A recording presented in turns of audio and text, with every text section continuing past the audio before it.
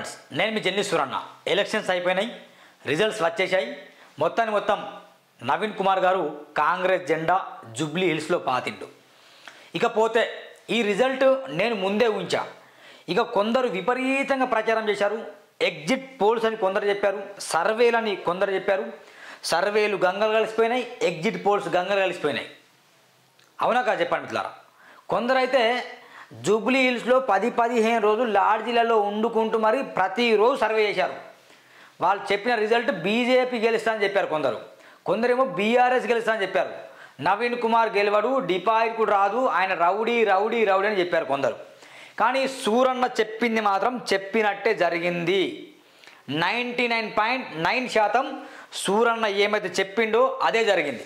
నేను just 3 days back ఒక video release చేశాం. జూబ్లీ హిల్స్లో గెలుపు ఎవరిది, ఎవరు గెలుస్తారు, బీఆర్ఎస్ఆ, బీజేపీనా, కాంగ్రెసా? ఒకటే మాట చెప్పా, 12,000 నుండి 20,000 మెజారిటీ నవీన్ కుమార్ యాదవ్కి వచ్చే అవకాశం ఉంది. ఇది గన్ షాట్, అడ్వాన్స్ కంగ్రాచులేషన్ అని చెప్పా. బీజేపీని కొంచెం పక్కన పెడదాం, బీజేపీకి అక్కడ 25,000 లోపే వస్తుంది. అంటే 2 లక్షల ఓట్లు పోలైతే 25,000 దాంట్లో తీసేస్తే మిగతా దాంట్లో డివైడెడ్ బై చూస్తే 93,000 ఓట్లు ఎవరికైతే వస్తాయో అతనే విన్ అని చెప్పిన. బరాబర్ అది జరిగింది. కొందరు సర్వేలు చేశారు. ఏమని చేశారు, నవీన్ యాదవ్కి అట 40,000 ఓట్లు వస్తాయట, సునీత కట 1,00,000 ఓట్లు వస్తాయట అని చెప్పారు. మీడియా మిత్రులు చేసిన సర్వేలన్నీ తుఫేల్మని బూడిదలో పోసిన పన్నీర్లా అయిపోయినాయి. స్ట్రాటజిక్ సర్వే కూడా చాలామంది చేశారు. బీకాన్ మధు సర్వే అతనిది మాత్రం నిజంగా 100% నిజమైంది. కొన్ని సంస్థలు చేసిన సర్వేలు మాత్రం నిజమైనాయి. 90% చేసిన సర్వేలన్నీ ఫ్లాప్ అయిపోయినాయి. ఈ సర్వేలతో సంబంధం లేకుండా పీపుల్ పల్స్ ఏంటి కనుక్కొని నేను పబ్లిక్తో అనుసంధానమై జూబ్లీ హిల్స్లో 5 రోజులు తిరిగి నోటా ఉద్యమం చేస్తూనే ఇట్లా పబ్లిక్ పల్స్ని కనుక్కొని ఎవరు గెలుస్తారని అడిగితే ప్రజలు చెప్పిన మాటని నా వీడియో రూపంలో చేశా. వాళ్ళు చెప్పిన మాట జూబ్లీ హిల్స్లో గెలిచేది కాంగ్రెస్ జెండా అని చెప్పారు. ఆ వీడియో కూడా నేను తీసా. ఒకసారి ఆ వీడియో చూడకుంటే నేను ఎప్పుడు అప్లోడ్ చేసా, ఇది 2 డేస్ ఎగో, ఓకేనా, 2 డేస్ ఎగో ఈ వీడియో అప్లోడ్ చేసిన. నవంబర్ 12న ఎవరు గెలిచారు వర్ణించా. రాజకీయ పార్టీలు ఫెయిల్ అయిపోయినాయి, జర్నలిస్టులు ఫెయిల్ అయిపోయినారు, కార్యకర్తలు భజన చేస్తాను, ఈ ఎలక్షన్ కమిషన్ ఆఫ్ ఇండియా నోరు మూసుకొని కూర్చొంది, డబ్బులు పంపిణీ అన్ని పార్టీలు చేశాయి. తెలిసిగా మిత్రులారా, అన్ని పార్టీలు డబ్బులు పంపిణీ చేశాయి.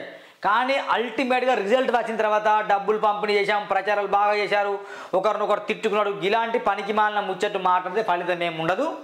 ఏదైనా రిజల్ట్ రాకముందే ఆలోచన చేయాలి. ఇప్పుడు గెలిచిన తర్వాత మనం ఏం చేయలేం. ఏదేమైనా గెలిపే. ఇది చూద్దాం ఒకసారి. నేను అన్నమాట, మొన్న అన్నమాట, నా వీడియో వినండి. చూద్దాం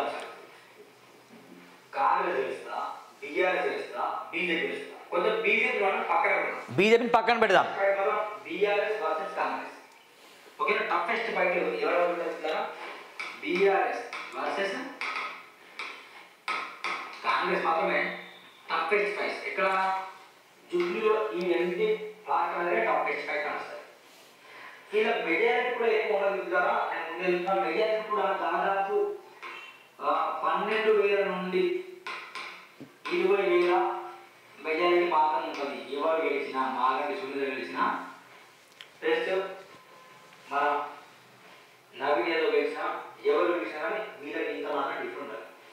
ఎగ్జాంపుల్ 4 లక్షల ఓట్లలో అర్థనా, 4 లక్షల ఓట్లలో 2,10,000 ఓట్లు పోలే అనుకుందామని మాట్లాడినా. అనుకుందామని 2,10,000 ఓట్లు పోలైనాయి అంతే. దీంట్లోకి వెళ్ళి 2,10,000 డివైడెడ్ బై చూసాక 1,00,000, ఓకేనా, 1,00,000, ఓకేనా,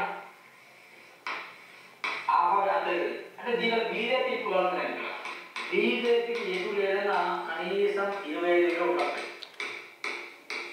బీజేపీకి ఎటు లేదైనా కనీసం 25,000 వస్తాయి అనుకున్నాం. ఎందుకంటే బండి సంజయ్ ఇక విపరీతంగా ప్రచారం చేసిందిగా, పవన్ కళ్యాణ్ వస్తా అని చెప్పినాడా, బండి సంజయ్, కిషన్ రెడ్డి, అరే బాబోయ్ వీళ్ళ ప్రచారాలు, విధ్వంసం, వీరత్వం, మతం మతం మతం, ఏ దేవుడన్నా, ఏ మతం అన్నా, ఏ కులం అన్నా, మాదేందన్నా, మీదేందన్నా, ఎవరి కోటెత్తారన్నా, ఇలాంటి మాటలు మాట్లాడితే ఇక 25,000 వస్తాయి అనుకున్నాం. కానీ బీజేపీ అట్టర్ ఫ్లాప్ అయిపోయింది, రాలే. అందుకే 25,000 లోపు వస్తాయి అనుకున్నా, రాలే. చూద్దాం మళ్ళీ. బీజేపీకి ఈసారి 25 ఓట్లు వస్తుంది. అంటే 2,10,000 మైనస్ 25,000 తీసేద్దాం మనం. అంటే బీజేపీ ఖాతాలో పక్క పడిపోయి 2,10,000 మైనస్ 25,000 ఎంత? 1,85,000. ఈ 1,85,000లో డివైడెడ్ బై 2 చేయాలి. సునీత గారికి ప్లస్ బిఆర్ అంటే మాగంటి సునీత గారికి నవీన్ కుమార్ ఇద్దరికి మాత్రమే ఈ 1,80,000 ఓట్లు పోలేదు. దీంట్లో డివైడెడ్ బై 2 చూస్తే ఎంత? 92,500. ఎవరికి అయితే నా అంచనా నిజమైతే 92,500 ఓట్లు ఎవరికైతే పోలైతాయో వాళ్ళు వినియోగిస్తారు. 92,000 ఓట్లు అంటే 92,000 ఓట్లు చిల్లర ఎవరికైతే పోలైతాయో వాళ్ళు విన్ అని చెప్పిన ఇప్పుడు జరిగింది అదే. బీజేపీ 25,000 ఓట్లు వచ్చిన తర్వాత 92,500 ఓట్లు ఎవరికైతే వస్తాయో వాళ్ళు ఖచ్చితంగా విన్నే. బీజేపీకి 25,000 రాలేదు, ఇట్లా బాగా తక్కువ వచ్చినాయి. బీజేపీ చాలా తక్కువ వచ్చినాయి. మాగంటి సునీత కొంచెం ఎక్కువ వచ్చినాయి అనుకున్న దానికంటే. కాబట్టి ఇక్కడ కూడా బీఆర్ఎస్ కూడా కొంచెం ఎక్కువనే వచ్చినాయి. సారీ, ఇక్కడ కాంగ్రెస్ కూడా కొంచెం ఎక్కువ వచ్చినాయి. ఇద్దరికి వస్తున్నా అంటే ఇద్దరికి 92,501 వస్తే అబ్బాయి విన్ను. 93,000 వచ్చానుకో ఆయన విజయ. అంటే గెలుపు డిసైడ్ చేసేది 93,000 ఓట్లు. ఎవరు గెలుస్తారు అనేది మీరు ఆలోచించాలి. 93 ఓట్లతోనే వస్తుంది. ఒకవేళ ఓట్ బ్యాంక్ కనుక బీఆర్ఎస్ సునీత కనుక ఓట్ బ్యాంక్ తగ్గితే కనుక అంటే తక్కువ మంది బీఆర్ఎస్ ఓటేస్తే కనుక నవీన్ కుమార్ ఓట్ బ్యాంక్ పెడితే కనుక 1,00,000 ఎస్ అబ్జర్వ్లీ. నేనేమన్నా సునీతకు ఓట్ బ్యాంక్ తగ్గితే కనుక మన కాంగ్రెస్ నవీన్ కుమార్ యాదవ్కు పెరిగే ఛాన్స్ ఉంటుందని చెప్పి పెరిగింది కొంచెం. ఎందుకు? 70 చిల్లర ఈమెకి వస్తే 90 చిల్లర నవీన్కి వెళ్ళాయి కాబట్టి. నవీన్ కుమార్ యాదవ్ తక్కువ ఓట్లు పడిన తర్వాత మాగంటి సునీత గారికి అంటే బీఆర్ఎస్ పార్టీ ఎక్కువ ఓట్లు పడ్డాక సేమ్ 1,20,000 ఓట్లు మాత్రం పోలే అవకాశం కేవలం బీఆర్ఎస్ పార్టీ. ఇప్పుడు ఎవరు గెలుస్తారు కాబట్టి ఎవరు గెలుస్తారు చెప్పండి, మీరు చెప్పండి సార్. బీఆర్ఎస్ గెలుస్తా ఎవడే కాంగ్రెస్ గెలుస్తా? ఓవరాల్ ప్రచారం జరిగింది. నా దృష్టిలో నా అంచనా నిజమైతే కనుక నా అంచనా చెప్తుంది కదా, తప్పు కావచ్చు, అబద్ధం కావచ్చు, నిజం కావచ్చు, చెప్పలేదు. ఎందుకంటే నాకున్న పరిధి మాత్రం నేను ఆలోచిస్తున్నాను. అక్కడ నేను ఓటు చేయలేదు కదా, వారికి ఎవరికి చేశారో మాకు తెలియదు. కాంగ్రెస్ వాళ్ళు బీఆర్ఎస్ కాంగ్రెస్ చెప్పలేదు. ప్రతి అందరికీ పోలింగ్ ఏజెంట్ ఉంటారు, బూత్ కమిటీ ఉంటారు. అందరూ వెళ్తారా మా మనిషి టిగ్గొడతారు, మా మనిషి టిగ్గొడతారు, అందరూ టిగ్గొడతారు. అంత బాగా ఓట్ల ఎక్కడ చేసేది మరి అంతేగా. కాంగ్రెస్ కొందరు బీఆర్ఎస్ కాంగ్రెస్ చేయొచ్చు, అదే కదా ఓటింగ్ అంటే. ఏదైనా కానీ నా అంచనా నిజంగా గెలిచేది మాత్రం Congress party.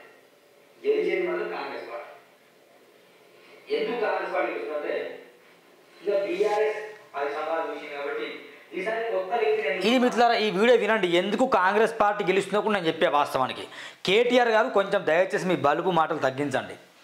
Rowdy rowdy rowdy అని ఒక వ్యక్తిని చిత్రహింసలు గురి చేసిన దానికంటే డబల్ మీరు నవీన్ కుమార్ అనే వ్యక్తిని రౌడీ రౌడీ అని ప్రచారం చేశారు. మరి సల్మాన్ అనే ఒక దుర్మార్గుని కూడా మీ పార్టీలో చేర్చున్నాడు. ఆయన రౌడీ కాదా? మీ మీద కేసులు లేవా? మీరు రౌడీ కాదా? మీ అయ్య మీద కేసీఆర్ మీద కేసులు, ఆయన రౌడీ కాదా? అంటే కేసులు ఉండే రౌడీనా? సూరన్న మీద 8 కేసులు ఉన్నాయి, సూరన్న రౌడీనా? ప్రశ్నించే గొంతుల మీద కేసులు ఉన్నాయి, వాళ్ళందరూ రౌడీలా? అంటే కేసులున్న వ్యక్తులు రౌడీలా? నువ్వు ఒక రౌడీని దగ్గర పెట్టుకున్నావు, నువ్వు అన్నగానే రౌడీ అంటున్నావు అంతే. దయచేసి బల్బు మాటలు తగ్గించుకోవాలి. చాలా బల్బు మాటలు, విర్ర వీగిన మాటలు తగ్గించుకోవాలి. కాంగ్రెస్ బాకీ కార్డులని మొత్తం రోడ్ షోల మీద వెళ్తున్నప్పుడు టీవీలలో డిస్ప్లే ప్రజెంట్ చేసావు కాంగ్రెస్ బాకీ కార్డు అని. అది కాంగ్రెస్ ప్లస్ పాయింట్ అయింది. బీఆర్ఎస్ బాకీ కార్డు లేవా? మరి ఇంటికో ఉద్యోగం, అది బీఆర్ఎస్ బాకీ కార్డు కదా?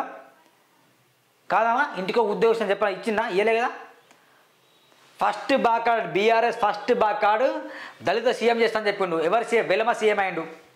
అది బాకీ కార్డు కాదా? దళితులకు 3 ఎకరాల భూమి అని చెప్పిండు. ఇది బాక్కాడు కదా, బీఆర్ఎస్ బాక్కాడు. అంటే మీరు చేసే సంసారం ఇతరులు చేసే వ్యభిచారమా? గంత ఉంది. నీ బల్బు మాటలు తగ్గించుకుంటారు బెటర్. కేటీఆర్ నీకు భయపడే రోజులు పోయినాయి. కొంచెం ఒళ్ళు దగ్గర పెట్టుకొని పని చేయి. నువ్వు ఇక కొంచెం ఇక అయిపోయింది నీ కథ.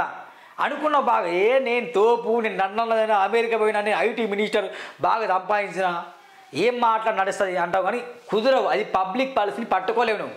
నీకు చేత కాదు నీకు. అందుకే అంటున్నా, కొంచెం తగ్గించుకో బల్బు మాటలు అంటున్నా.